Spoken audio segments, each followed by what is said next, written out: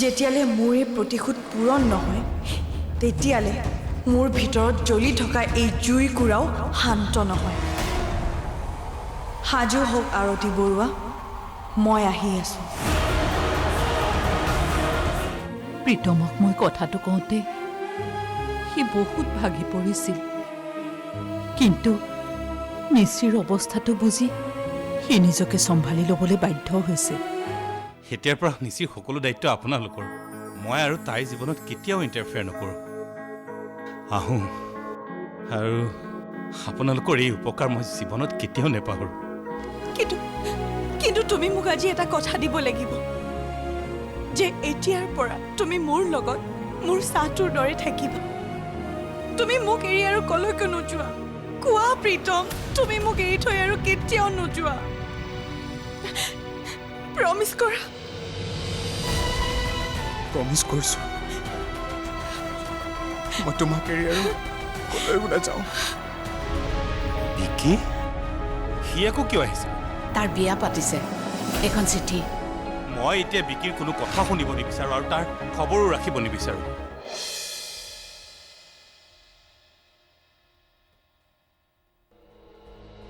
দাদা, দাদা। কিয় এইটো?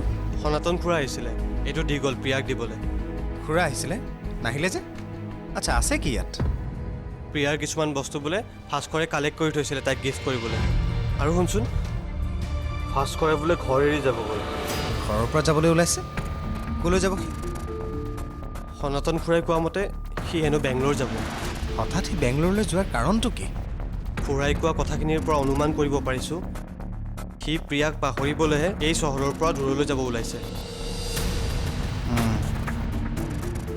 কি কৰিবি?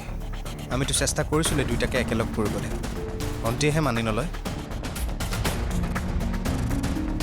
হয়ও,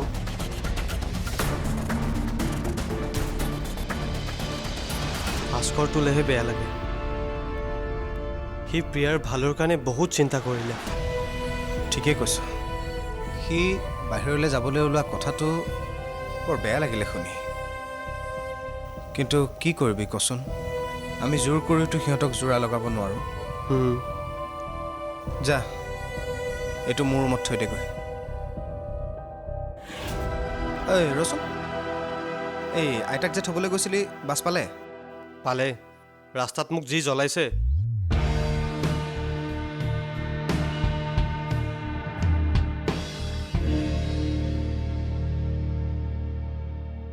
বাহিৰলৈ যাওঁ ন? মন গ'লেও জানো তাইক পাহৰিব পাৰিবি তই?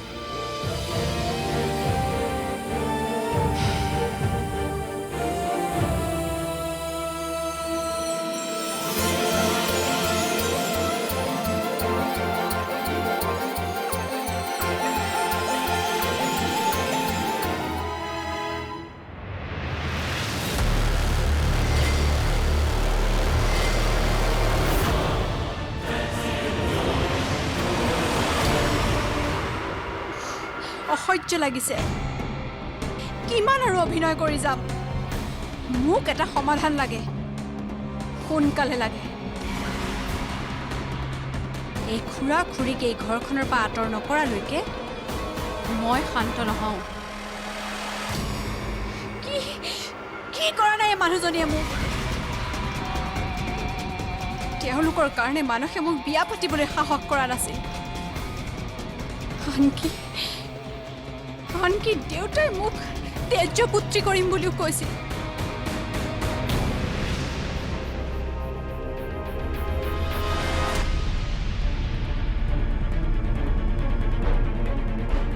মাজনী, কোৱা মা। তোমাৰ সিদ্ধান্তটো নজনালা যে? ঘৰলৈ কেতিয়া ঘূৰি যাম বুলি ভাবিছা? কি কথা ক'বলৈ আহিছা মা? সেইখন ঘৰলৈ উভতি যোৱাৰ কথা কৈছা, যিখন ঘৰে মোক তিল মাত্ৰ সন্মান নিদিয়ে? বন্দনা, সন্মান খুজি লোৱা বস্তু নহয়। সন্মান পাবলৈ হ'লে সন্মান পোৱাৰ যোগ্য কামো কৰিব লাগিব। মানসৰ খুৰাক খুৰীয়েকক তুমি কি সন্মান দিছিলা আমি নাজানো বুলি ভাবিছা নেকি? দেউতা, সেই হাল মানুহ সন্মানৰ যোগ্য নহয়। বেচেৰা ভতিজাৰ কথাক ফুচুলাই কেনেকৈ কাম আদায় কৰে মইহে দেখিছোঁ। মানুহ কেনেকৈ ইউজ কৰে তেওঁলোকৰ পৰা শিকিব লাগিব, মোক নোৱাৰিলে কাৰণেহে। দেখিছা তাই কেনেকৈ কৈছে? তাই বাৰু সেইবোৰ কথা ক'ত শিকিলে? মই আৰতীৰ নিচিনা মানুহৰ কথা তাই তেনেকৈ কৈছে? ছি মই এতিয়া বাৰু সিহঁতৰ আগত কেনেকৈ মুখ উলিয়াম? দেউতা, তুমি নজনাকৈ একো কথা নক'বা। মানুহৰ খুৰীয়েক যদিয়ে মানুহৰ সন্মুখত মুখা পিন্ধি থাকে, আচল ৰূপটো বেলেগ। আৰু খুৰাকেতো তেওঁৰ সন্মুখত মুখেই খুলিব নোৱাৰে। একেবাৰে ঘৈণীয়েকৰ কথা মতে উঠা বহা কৰে। একেবাৰে দেখিবলৈ মন নাযায় সেই হাল মানুহক। তোমাৰ ভাগ্য ভাল, মানুহে যে তোমাৰ কথা মতে উঠা বহা নকৰে। নহ'লে আমি এটা নিজস্বতা নথকা জোঁৱাই পালোঁ বুলি নিজকে ধিক্কাৰ দিব লাগিলহেঁতেন।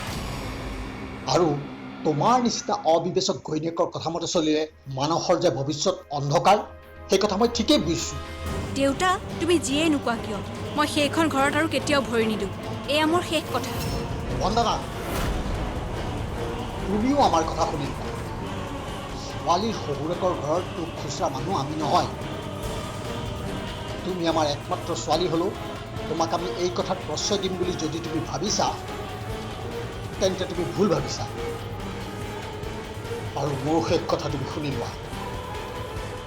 তুমি যদি সেইখন ঘৰত থাকিব নোৱাৰা, তেনেহ'লে এইখন ঘৰতো তোমাৰ স্থান নাই। দেউতা?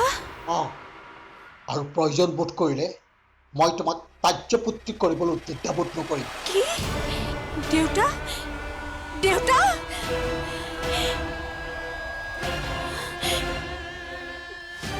মা? দেউতাই? মাজনী, দেউতাৰ লগত ময়ো একমত। তুমি ভুল কৰিছা মাজনী। আৰু মাক দেউতাক হিচাপে আমি তোমাক শুদ্ধ ৰাস্তা দেখুৱাটো আমাৰ কৰ্তব্য। সময় থাকোঁতে তুমি নিজৰ ভুলবোৰ শুধৰণি কৰা মাজনী।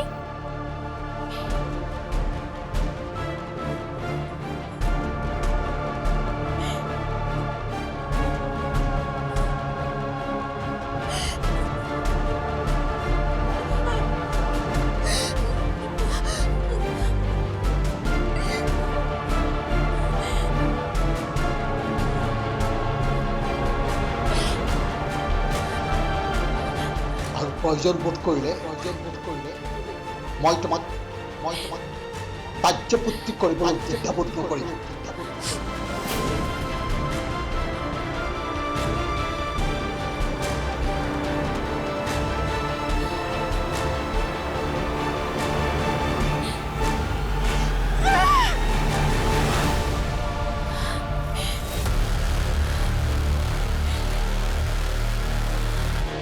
মানসেও মোক বন্দনা!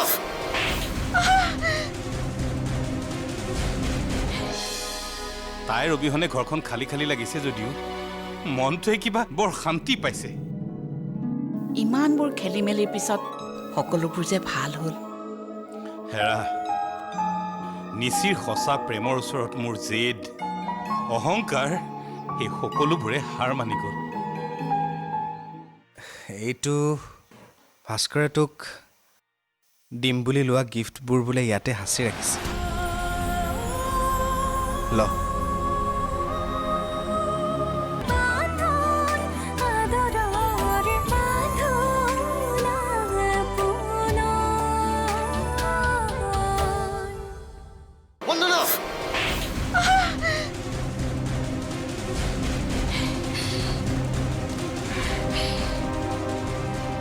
এই নাৰীৰ চৰিত্ৰ দেৱাহ ন জানন্তী, অৰ্থাৎ দেৱতায়ো যাক বুজি নাপালা। মোক বুজি পাবলৈ এইখন ঘৰৰ মানুহৰ 7 জনম লাগিব। প্ৰতিশোধৰ দাবানলত মই দিনে ৰাতিয়ে জ্বলিছোঁ। নাই নাই, আৰু নহ'ব। সতী সাবিত্ৰী বোৱাৰীৰ এক্টিং আৰু মই কৰিব নোৱাৰোঁ। মই সকলো শেষ কৰি দিম।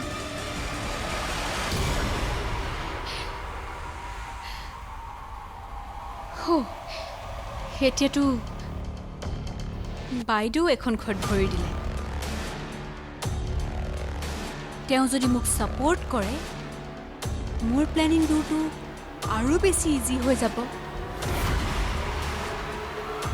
আৰু যদি নকৰে মই অকলে হ'লেও যুঁজি যাম। মোৰ আৰু মানসৰ মাজলৈ মই কাকো আহিবলৈ নিদিওঁ, আৰু যদি কোনোবা আহে তাক মই আঁতৰ কৰিম। কোনো আহিব নোৱাৰে, কোনো।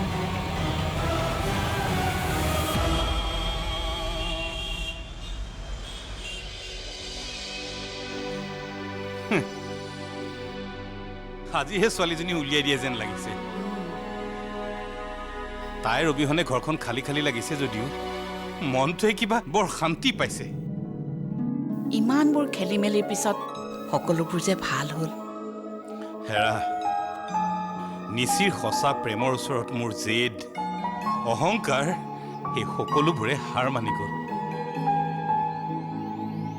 তাই মোৰ ছোৱালী হ'লেও তাইৰ পৰা বহুত কথাই শিকিলোঁ।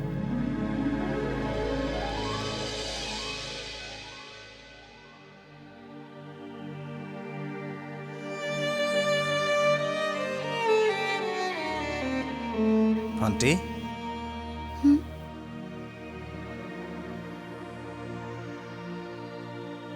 এইটো কি? এইটো ভাস্কৰে তোক দিম বুলি লোৱা গিফ্টবোৰ বোলে ইয়াতে সাঁচি ৰাখিছে। ল।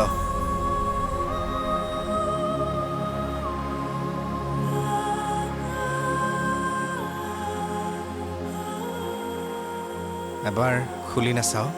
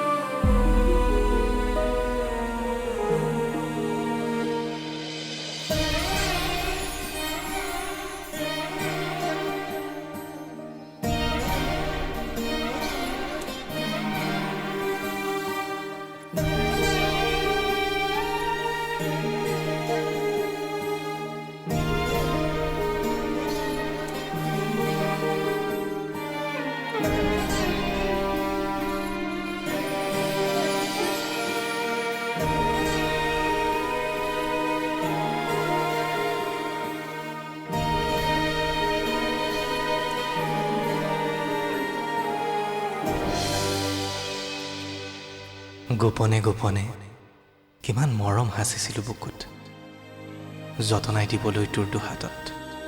কিন্তু সময়ে ভাঙিলে সেউজীয়া সপোনবোৰ, যন্ত্ৰণা দি থৈ বুকুত। কিয় বাৰু এনেদৰে সলনি হয় সময়, যিদৰে সলনি হলি তই। তোৰ অনুপস্থিতিত মই সুখী হ'ব পৰা নাই।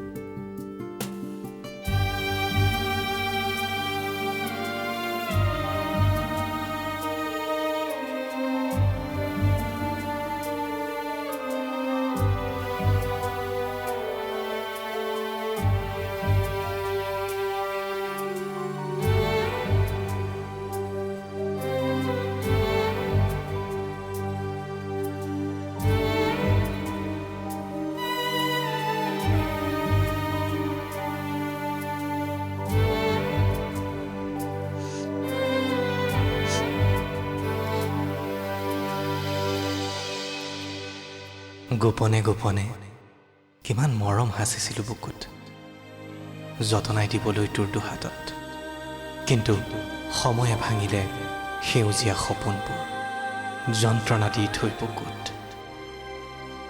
কিয় বাৰু এনেদৰে সলনি হয় সময় যিদৰে সলনি হলি তই তোৰ অনুপস্থিতিত মই সুখী হ'ব পৰা নাই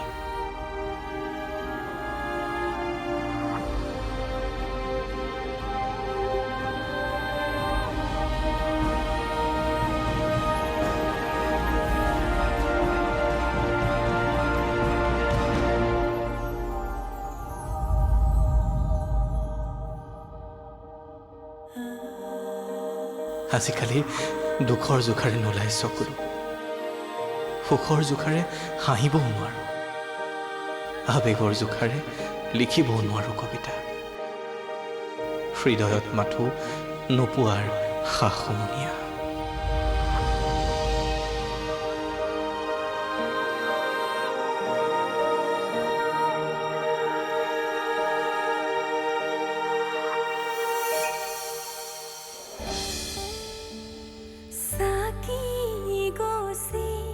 জৰে ধিমি ধিমি বিচাৰি মৰম